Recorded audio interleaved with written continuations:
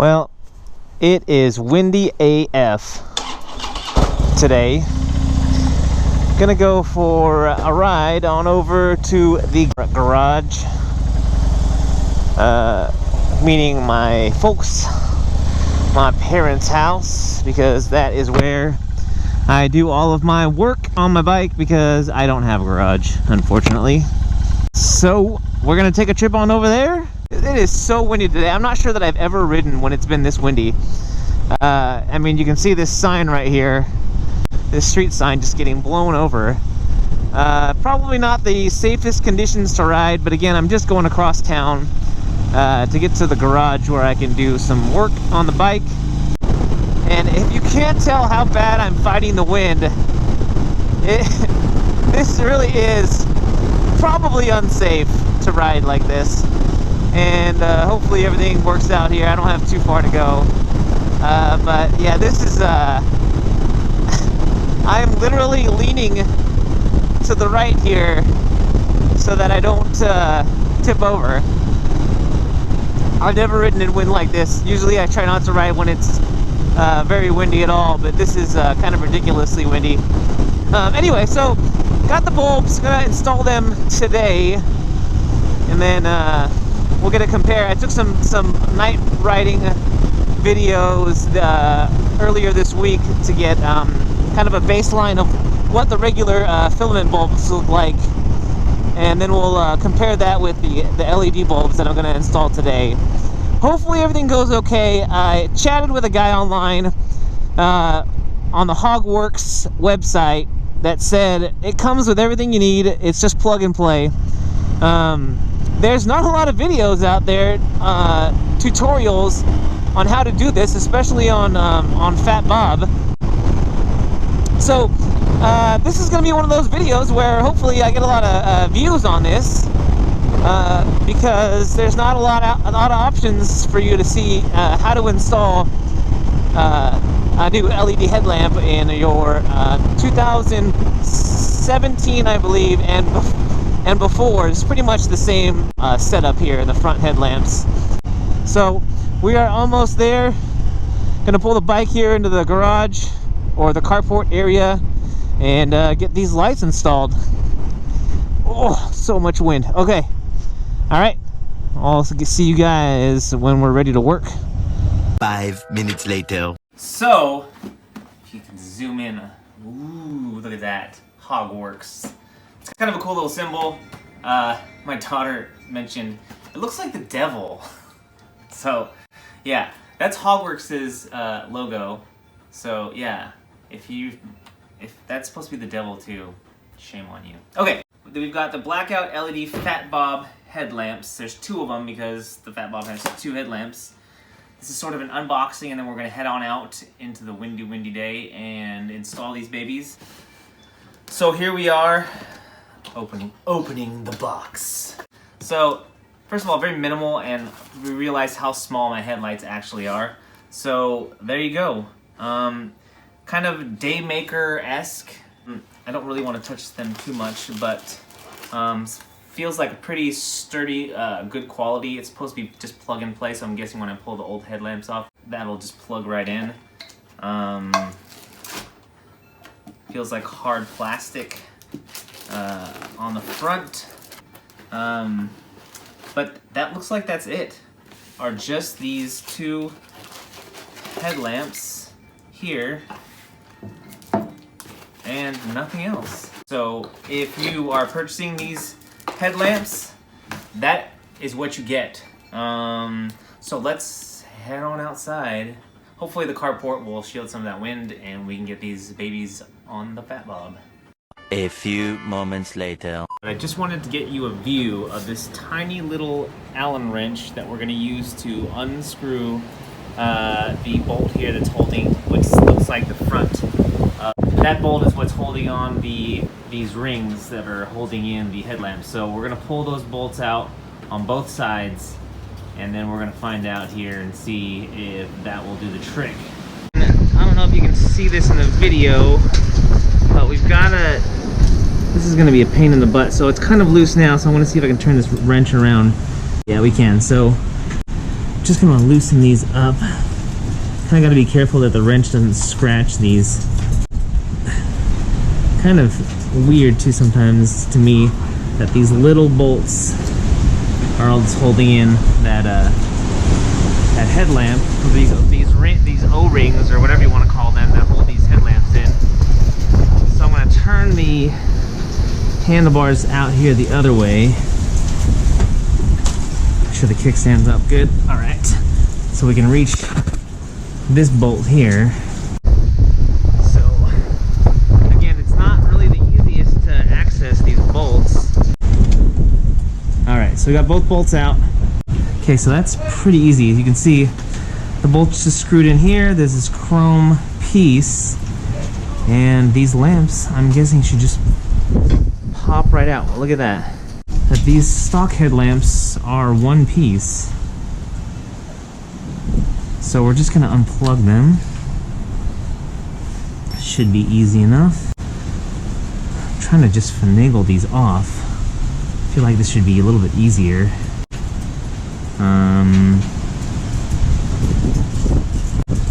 Of course, these headlamps have been on for at least however old this bike is, which is 5 years old. So yeah, kind of just a little pop off.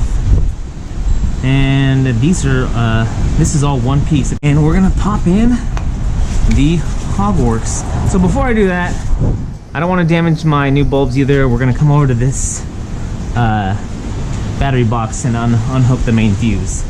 Recently, I stuck this sticker on here. I didn't make a video on it because it's not really an install. But what I did was I made a little quick hitter video and I just put it on my Facebook page. So if you haven't already visited my Facebook page and liked it, head on over there, and I have a link in the description, and check the page out. There's stuff that I post there that I don't post on YouTube or on Instagram, which you can also go there and follow me. But all things that one guy. I'm just gonna pull out this fuse, and we should be good to continue to keep working up front. All right, so we're gonna go grab the new bulbs and see if we can't just plug and play them. All right, so again, it's super windy. I've got some plastic and some stuff in here. Yeah, just flying away. Kiwi, can you grab that? Yeah. So this might be the easiest install I've ever done, because these literally look like just plug and play.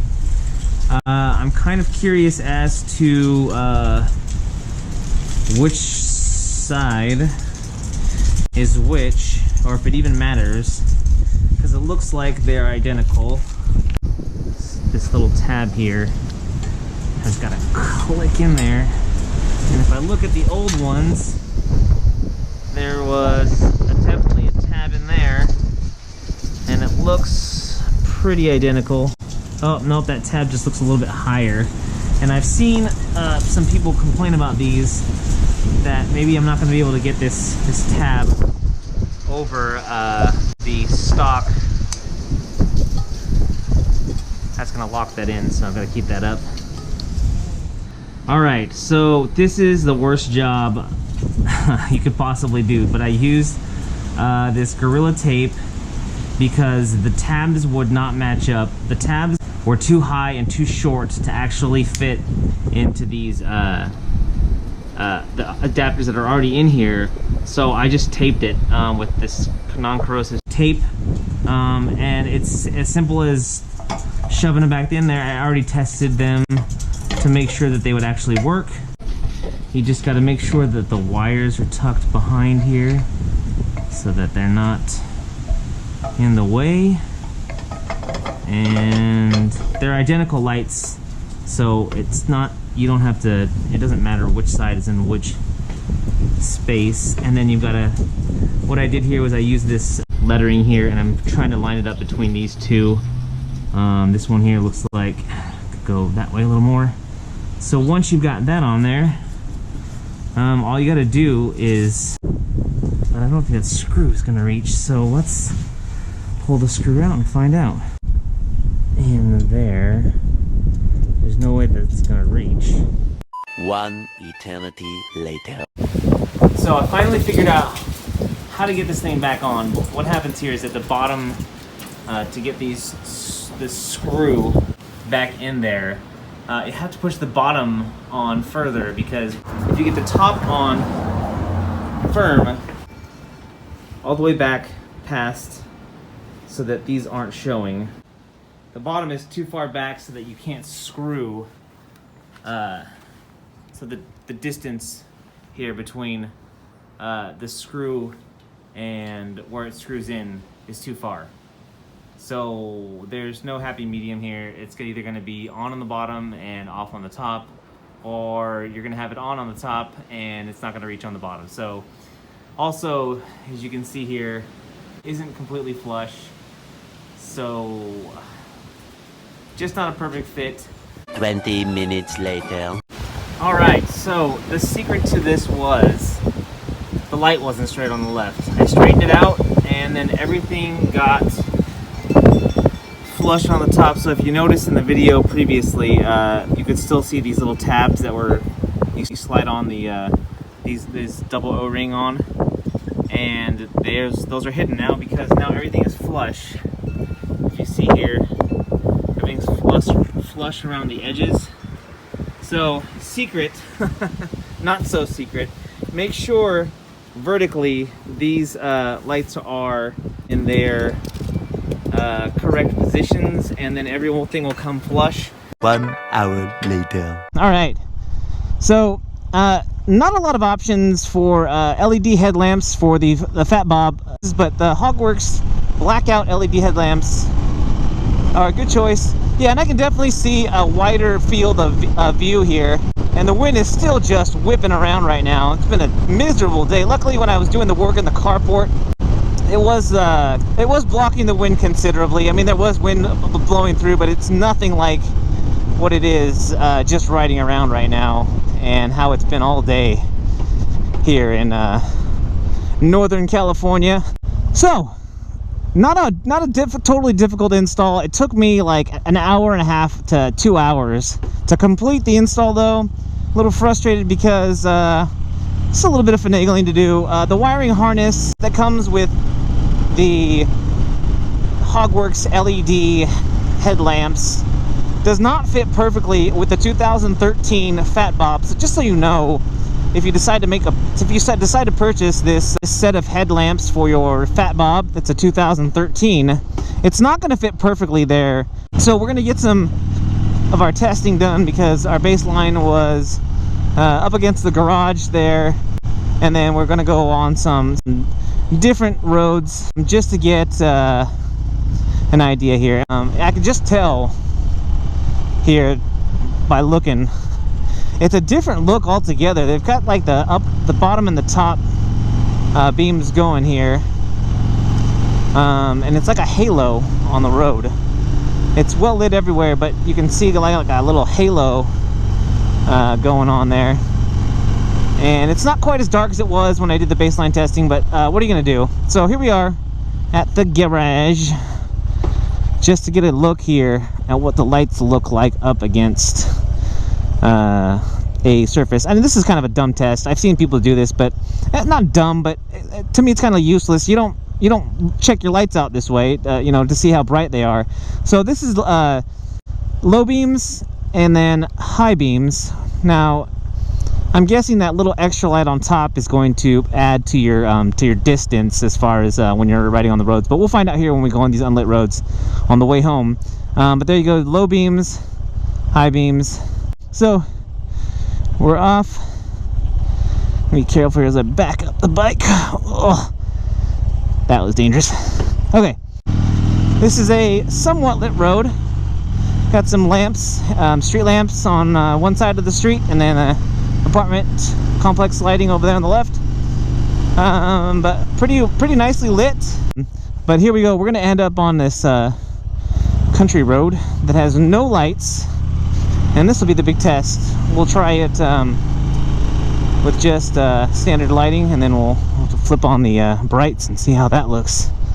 Now I was hoping to get out here without anybody in front of me, so we'll let this car nobody behind me. We'll let this car get out a little bit in front of me. And here we go. Maybe they'll turn left. Nope. So you can see the sun is just set, so it's not quite as dark as during the baseline testing. But what are you gonna do? So again, you can see the halo on the road in front of me. It's kind of a cool look to me. And again, it's lighting the road really well.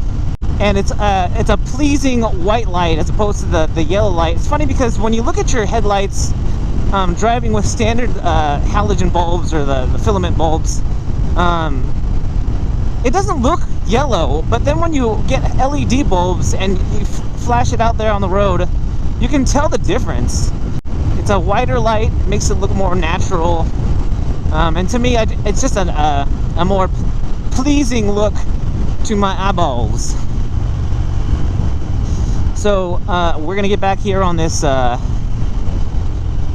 another unlit road, and hopefully we can get these people will get on the freeway here and get out of my way.